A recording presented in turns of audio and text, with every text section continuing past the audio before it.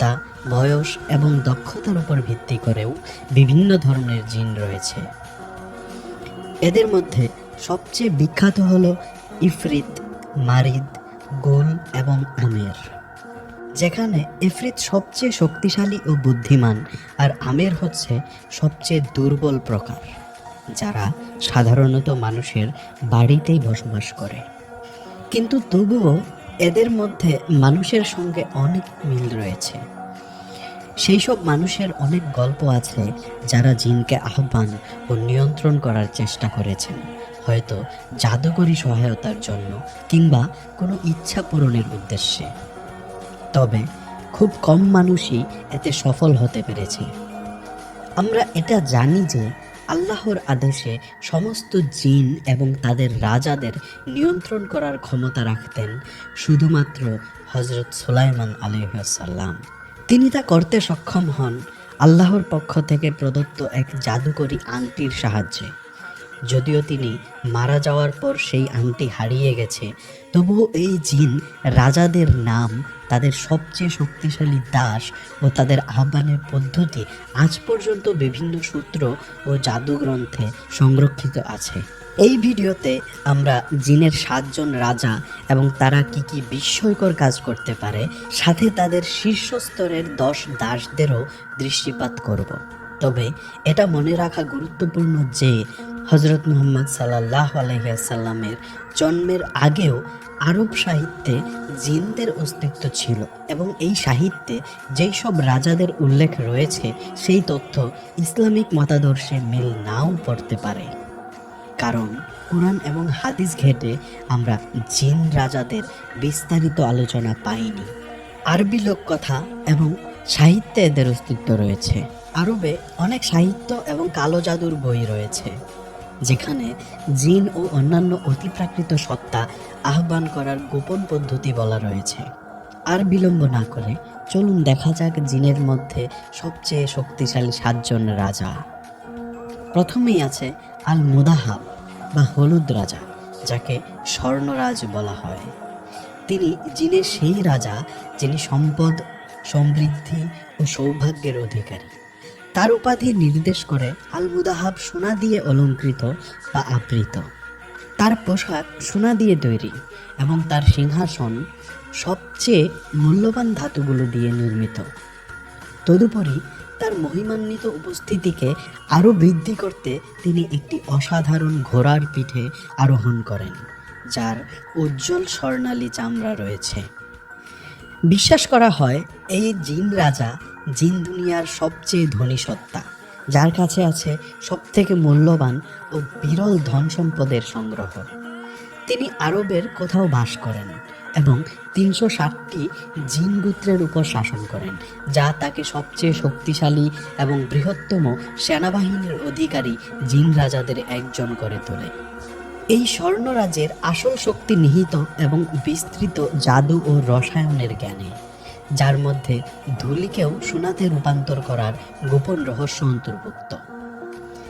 তাকে মূলত লুকানো বা হারিয়ে যাওয়া ধন সম্পদ খুঁজে বের করার জন্য আহ্বান করা হয়, এবং মনে করা হয় যে তিনি পৃথিবীর প্রতিটি ধন সম্পদের সঠিক অবস্থান জানেন। যারা তাকে সফলভাবে আহ্বান করতে পারে তারা রসায়নের গোপন রহস্য এবং অসাধারণ ও অনন্য আবিষ্কারের প্রেরণাও লাভ করেন। আল মুদাহাব রবিবার, সূর্য, হলুদ রং এবং শীষ ধাতুর অধিপতি। মুর্রা বা সাদা রাজা, তিনি এক রহস্যময় জিন রাজা যাদের সম্পর্কে খুব কম তথ্য পাওয়া যায়। আমরা যা জানি তা হলো তিনি সোমবার, চাঁদ, সাদা রং এবং রৌপ্যের ধাতুর শাসক। অন্য সূত্রে মুর্রাকে আসলে একজন জিন রানী হিসেবে বর্ণনা করা হয়েছে, এবং সেক্ষেত্রে নামটি মীরা হিসেবে উচ্চারণ করা হয়। বলা হয় তার এক মোহময় সৌন্দর্য রয়েছে, এবং বিশেষ পূর্ণিমার রাতে শুধুমাত্র বিশেষ নৃত্যের রীতি সম্পাদনের পর তাকে আহ্বান করা যায়। বিশ্বাস করা হয় যে এই জিন রানী মনের কথা পড়তে এবং অন্যদের চিন্তাধারায় প্রভাব ফেলতে সক্ষম। আল আহমার বা লাল রাজা, যাকে যোদ্ধাও বলা হয়, তিনি ক্রোধ, হিংসা ও যুদ্ধের জিন রাজা। আল আহমার সব জিন রাজাদের মধ্যে সবচেয়ে শক্তিশালী ও বিখ্যাত। তার কঠোর যুদ্ধে দক্ষতার কারণে তাকে যোদ্ধা রাজা হিসেবে পরিচিত করা হয়। যুদ্ধের সময় তার রাগ ও হিংসাত্বের স্বভাবের কারণে তাকে অন্ধদের অধিপতিও বলা হয়।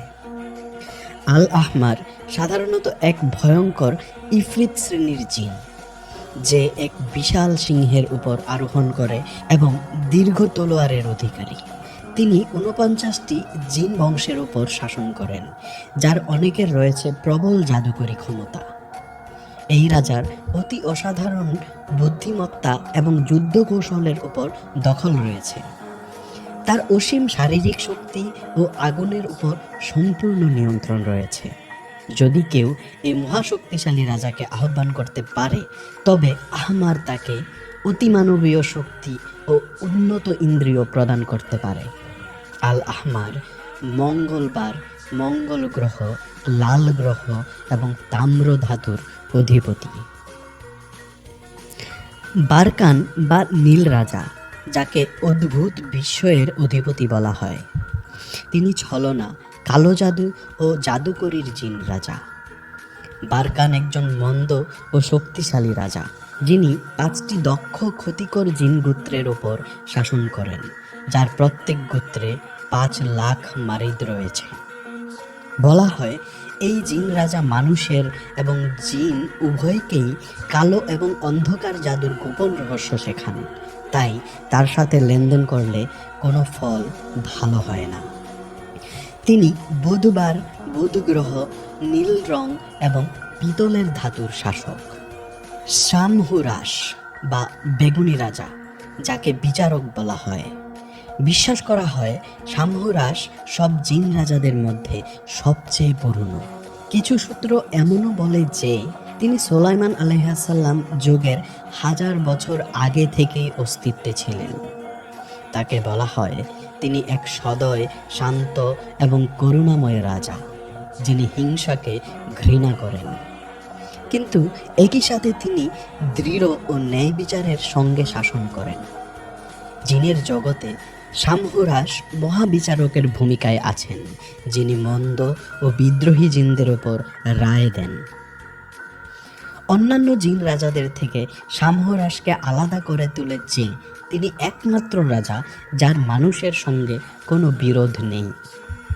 তাকে জ্ঞান, বুদ্ধিমত্তা, সচেতনতা ও রহস্য উন্মোচনের জন্য আহ্বান করা হয়। শামহুরাস বৃহস্পতিবার, বৃহস্পতি গ্রহ, বেগুনি রং এবং টিন ধাতুর শাসক।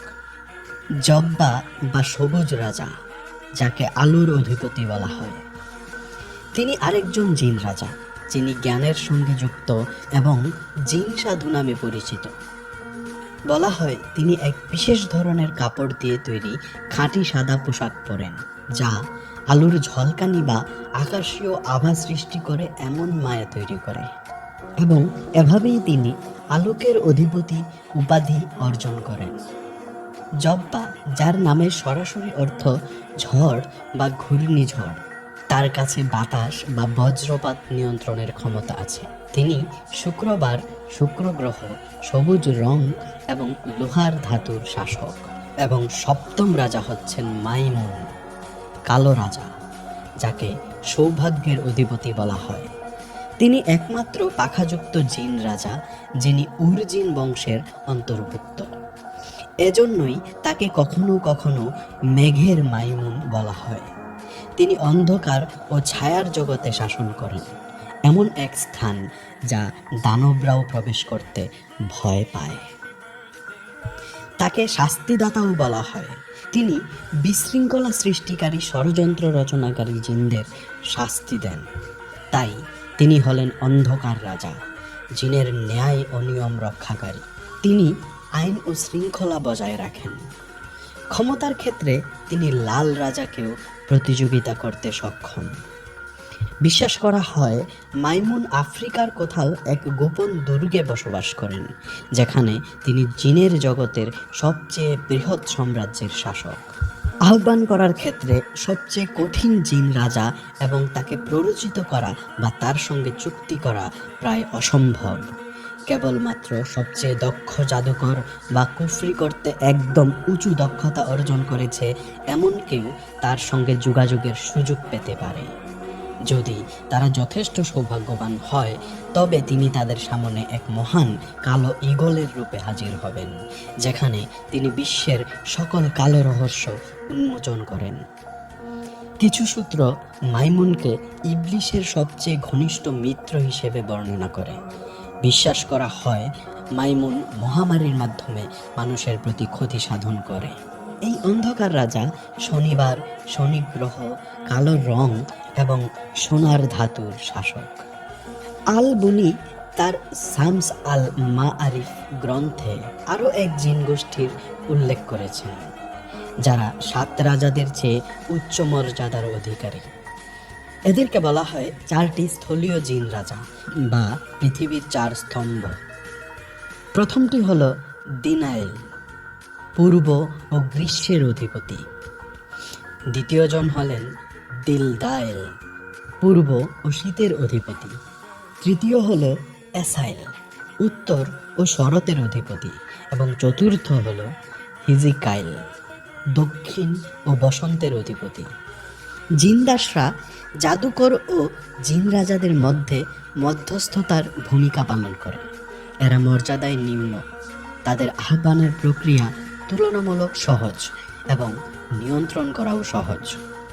লোকবিশ্বাস অনুযায়ী জাদুকর ও তান্ত্রিক লুকানো ধন সম্পদ খুঁজে বের করতে, রহস্য উন্মোচন করতে, গুজব ও ঘৃণা ছড়াতে, অভিসন্ধি দেওয়ার জন্য জিন দাসদের সাহায্য নেন। মানুষকে অন্ধভাবে প্রেমে পড়তে বাধ্য করতে অথবা তাদের শক্তি শুষে নিয়ে তাদের স্বাস্থ্যে ও সার্বিক মঙ্গলে প্রভাব ফেলতে জিন দাসরা গুরুত্বপূর্ণ ভূমিকা পালন করে। একটি জিন দাসকে আহ্বান করার জন্য বিশেষ অনুষ্ঠান, বলিদান, মন্ত্র ও তাবিজ প্রয়োজন হতে পারে। যত শক্তিশালী দাস তত বেশি যজ্ঞ ও অনুষ্ঠান প্রয়োজন। এরপর জাদুকর ও জিন দাসের মধ্যে একটি চুক্তি হয়ে থাকে এবং সেই চুক্তি ভঙ্গ করলে গুরুতর ফলাফল আসবে। এখানে আরবি জাদুগ্রন্থে উল্লেখিত সবচেয়ে বিখ্যাত 10 জন জিন দাসের তালিকা দেওয়া হলো এবং সংক্ষেপে উল্লেখ করতে চাই, এদের মধ্যে অনেকেই শয়তান বা মন্দ জিন বলে বিশ্বাস করা হয়, যা ইংরেজিতে ডেমন হিসেবে পরিচিত। তাই আমি যে কোনো মন্দ দাসের জন্য শয়তান শব্দটি ব্যবহার করব। প্রথম হলো আল আসাদ আল গদব, এক শক্তিশালী শয়তান যে সিংহের রূপ ধারণ করতে পারে। তাকে প্রধানত ঘৃণা সৃষ্টির জন্য ব্যবহার করা হয়, বিশেষ করে বিবাহিত দম্পতির মধ্যে, যার ফলে তারা বিবাহ বিচ্ছিন্ন হয়। তবে একই সাথে তিনি মানুষকে বিষাক্ত সম্পর্কে আটকে রাখতে পারে। দ্বিতীয় ভাম, মাইমুন রাজার সেনাবাহিনীর অন্যতম শীর্ষস্থানীয় ডেমন, তাকে মন্দ কাজে ব্যবহার করা হয়। তৃতীয় আল মহসিন, একজন মহিলা জিন যিনি স্বপ্নে প্রদর্শিত হন এবং মানুষের শক্তি শুষে নেন। চতুর্থ সিনজাব, একজন মন্দ জিন যার বহু হাত আছে। প্রতিটি হাতে ভিন্ন রং ও ভিন্ন ক্ষমতা রয়েছে, যা প্রায়ই মানুষের মধ্যে ঈর্ষা ও ঘৃণা সৃষ্টি করতে ব্যবহৃত হয়। পঞ্চম রাজপুত্র দানহাস, তিনি একজন উচ্চ মর্যাদা সম্পন্ন ডেমন, যিনি একটি অন্ধকার চাদরে আবৃত এক ব্যক্তির রূপে এবং উল্টো দিকে ক্রস ধারণ করে প্রদর্শিত হন। ষষ্ঠ জাইতুন, একজন শয়তান যিনি বাথরুমে কালো বিড়ালের রূপে প্রদর্শিত হন। সপ্তম মিত্রাস, একজন মহিলা জিন যিনি মিথ্যা, গুজব ও অপবাদ ছড়িয়ে দেন। অষ্টম দাহহার, একজন দুষ্ট জিন যিনি দুঃস্বপ্ন তৈরি করেন।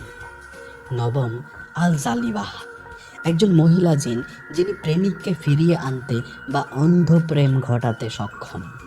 উদাহরণস্বরূপ, যদি কেউ চান যে কোনো নির্দিষ্ট ব্যক্তি অন্ধভাবে তার প্রেমে পড়ে যাক, তাহলে একজন জাদুকর আল জালিবাহকে ডাকেন এবং তার সাথে চুক্তি করে